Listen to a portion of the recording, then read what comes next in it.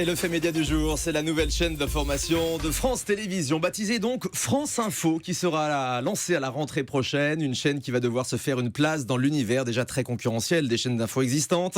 Guillaume Janton, bonjour. Bonjour Thomas. Vous êtes notre expert média. C'est donc hier, lors d'une conférence de presse, que Delphine Ernotte, la patronne de France Télévisions, a levé le voile sur cette toute nouvelle chaîne. Oui, si on savait depuis plusieurs mois que France Télévisions allait lancer cette nouvelle offre d'information, plusieurs points restaient à éclaircir. Tout d'abord, le nom, c'est finalement France Info qui a été retenu.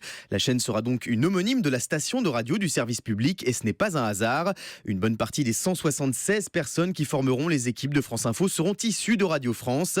La radio installera même un plateau télé dans ses locaux pour fournir plusieurs contenus diffusés simultanément à la radio et à la télévision, comme le rappel des titres toutes les 10 minutes. Dès le 1er septembre prochain, cette nouvelle chaîne presque en continu sera diffusée chaque jour de 6h à minuit sur le canal 27 de la TNT. France Télévisions a également officialisé les visages de France Info. En semaine, le journaliste Laurent Bignolas présentera la matinale entre 6h et 9h. Quant à la tranche stratégique du 18h-20h, elle sera portée par Louis Laforge, déjà connu des téléspectateurs de France 3. Nicolas Demorand présentera quant à lui une émission politique le week-end.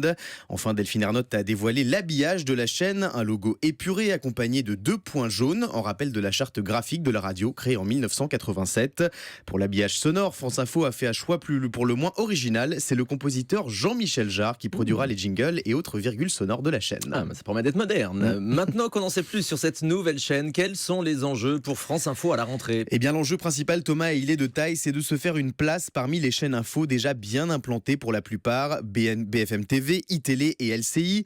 France Info part d'ores et déjà avec un léger handicap, celui de son canal. Les téléspectateurs devront avoir le réflexe de zapper jusqu'à la 27 pour s'informer, alors que BFM TV et iTélé sont sur les canaux 15 et 16 de la TNT gratuite.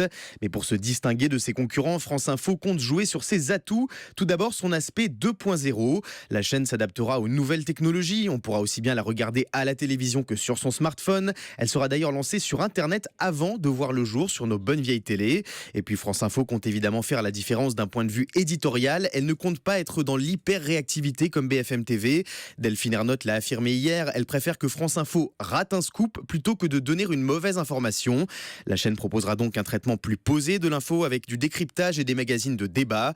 Toutes ces ambitions ont un coût. France Télévisions et Radio France vont débourser plus de 18 millions d'euros pour le lancement de France Info. Alors l'annonce de l'arrivée de France Info sur le web et à la télévision ne réjouit pas tout le monde. Mais malgré l'enthousiasme des directions de France Télé et Radio France, le lancement de France Info est loin de faire l'unanimité du côté des journalistes des deux groupes. Alors que le syndicat des journalistes de Radio France dénonce des suppressions de postes à la rédaction, la Société des journalistes de France Info estime même que ce projet de chaîne d'information n'est pas viable en l'état. Enfin, le lancement de France Info sur Internet marquera également la disparition de la marque France TV Info, l'actuelle plateforme d'information de France Télé sur le web qui sera fusionnée à celle de France Info. Dans un communiqué publié hier, la SDJ de France TV Info a fait part de sa colère et de sa tristesse suite aux annonces faites hier. Elle reproche à la direction de France Télé une absence de considération à l'égard des équipes et s'étonne de ne pas avoir été consultée lors de la construction de ce projet pourtant qualifié d'offre numérique. Alors malgré ses réticences en interne, France Info sera-t-elle un succès ? Réussira-t-elle à se hisser au niveau de ses concurrentes ? Une chose est sûre, en passant de 2 à 4 en l'espace de quelques mois seulement, les chaînes info sont à l'aube d'une guerre, une guerre dont on connaîtra les gagnants et les perdants à la rentrée prochaine.